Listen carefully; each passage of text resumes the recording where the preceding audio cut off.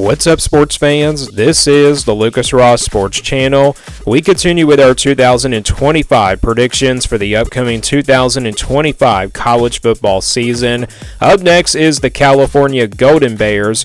California coming off a pretty typical year last year, going 6-7 overall. That's pretty typical of Cal. This is a pretty consistent team. And then in their first year in the ACC, they went 6-7. So they went to the ACC last year, had a pretty, solid year in 2024. Looking at this team for 2025, obviously quarterback position, you have a little bit of a concern this year for this team. Fernando Mendoza, the quarterback that they had last year, well, he transferred away to Indiana, so they got a pretty bit, maybe a little bit of a concern at the quarterback position. They're going to have plenty of options there. They brought in some new quarterbacks from the transfer portal. You look at the offensive side of the football overall, they have a bunch of new players on this team. Offensive line, that's maybe the one area I'm concerned about for Cal. They have a bunch of new offensive linemen that are going to have to step up. I think they will get better and better as the season goes along. Defensively, this defense, linebacker position is probably going to be the strength of this defense. Defensive line could be a little bit of a concern, but the secondary, I think that's the one area where I'm concerned about there for Cal. So you do have some major, you do have not major concerns, but you do have a little bit of concerns from both sides of the football for Cal. But you look at this schedule, check out this schedule for Cal in 2025. It's a pretty favorable schedule. They don't have to play Clemson or Miami on the schedule this year. They do got to play Louisville. They have to play SMU and Duke, but they get 2 out of those 3 big games at home. Again, California, they were 6-7 last year in 2024. So let's go game by game, and I'll give you my official prediction here for Cal for 2025. They'll start things off with a road game, of course, with Oregon State on August 30th. Of course, this is a former Pac-12 matchup, but it's now a non-conference game. But, Oregon State, they're a team that we don't really study that much as we used to. They're obviously a member of the Pac-2, whatever you want to call it. I know there are some new teams coming to the Pac-12 in 2026, but I don't think it's going to be considered as a Power 4 conference. So I think Cal definitely is the better team here. Oregon State had a first-year head coach. Don't know how good this team will be. Maybe they'll be a little bit better this year. But I think even on the road, maybe they start off a little bit slow.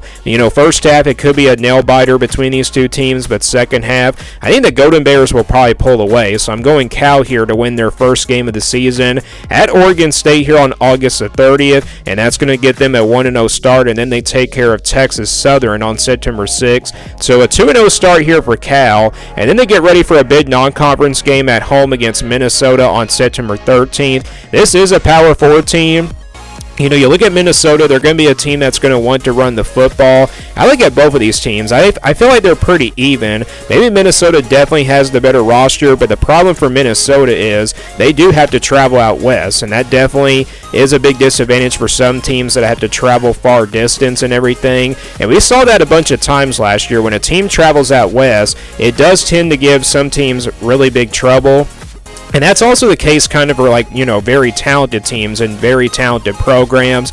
I think this will be a low-scoring defensive battle. I think it's going to be like a game where both teams will want to run the football, and they're going to have to definitely to see who the better running attack team is. I think it's just pretty even. I mean, both of these teams do have pretty good running back rooms. I think Minnesota overall is the better team on paper and everything, but I think playing at home, that's really the difference here. So I'm going Cal here to beat Minnesota, and I already did Minnesota's video, so I did pick the Golden Bears to win this game. And I also got Cal beating San Diego State on the road here on September 20th. So you got a 4-0 start heading into conference play. It's really potentially, it could happen here for Cal. They could get off to a 3-1 start or a 4-0 start heading into conference play the rest of the way.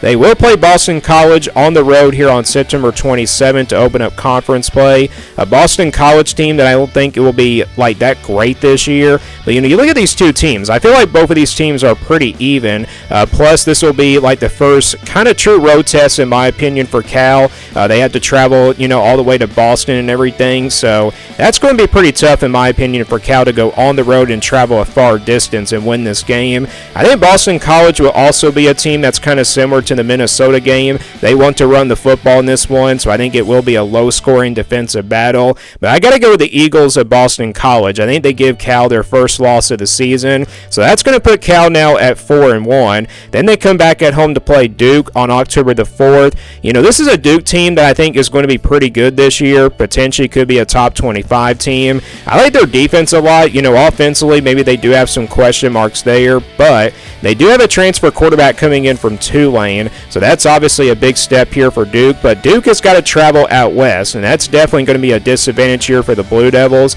And like I said, teams that go out west and everything, that's going to give teams some trouble, and so I think that's going to be the case here for Duke, and also the Blue Devils could be ranked in the top 25. I think Cal does pull off a slight upset here, so I'm going to go the Golden Bears in this one. I think it's another low-scoring defensive battle. I think Cal's going to have a lot of lower-scoring games compared to last year. Next, they do play North Carolina. They get a bye week before playing this game, and this is also on a Friday night, so North Carolina has to travel out west as well, and they don't really get a lot of time to prepare for this game. Again, it's on a Friday, October the 17th. North Carolina, obviously, with Bill Belichick coming in, they're getting a lot of hype. Again, I'm not really buying it with Bill Belichick as of right now. Yeah, they do have a really good roster, but a lot of depth concerns in my opinion. Again, Cal playing at home, I think that's really the difference here. And plus, in the ACC, we see a lot of weeknight upset, type games, and I think it's one of those games. So I'm going Cal here to pull off not a big upset. Again, I don't think it's really a big upset. Maybe on paper, North Carolina is the better team, but still.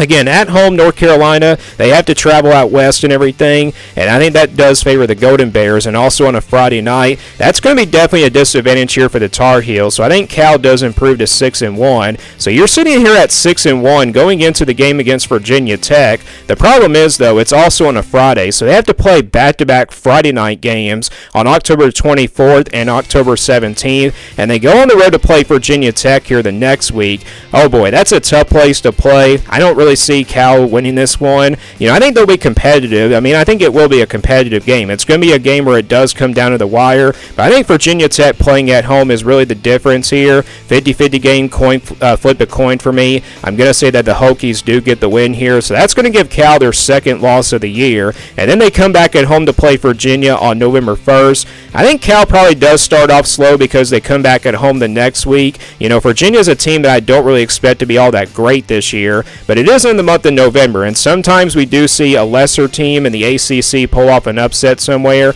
but I don't think it will happen here. I think Cal does pull off a win here. They do bounce back after a loss to Virginia Tech, so that's going to put them at 7-2. So yeah, the rest of the way, Cal could potentially be a contender in the ACC championship, but it kind of gets tougher for them. They do play Louisville on the road here on November 8th. I don't think Cal is going to have a pretty good shot in this one. Maybe they are competitive in the first half, but the Cardinals, I'm pretty high on this team. I feel like they're going to be a contender in the ACC this year. They added a bunch of additions in the transfer portal, including Miller Moss, who's very familiar, I think, with this California team a little bit. But I think Louisville is the better team on paper. They definitely have a better roster, in my opinion, than Cal does. So I think Louisville does get the win. So that's going to drop Cal now to 7-3. And then they get another bye week before going on the road to play Stanford on November 22nd. So they don't really have to travel far distance this time. But you look at the Stanford team, I don't think they're going to be all that great this year, but I think, in my opinion, on paper, Cal is the better team, but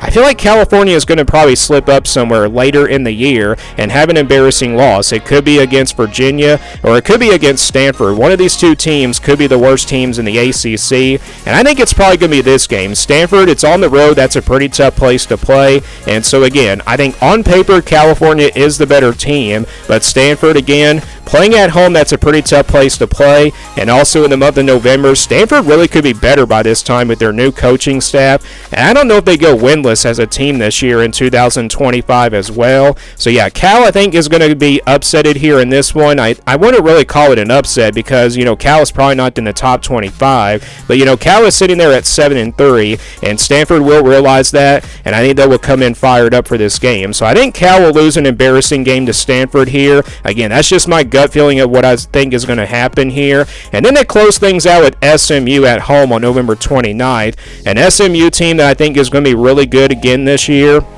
Obviously Kevin Jennings is back at quarterback, so you definitely have some weapons pretty much on the offensive side of the football.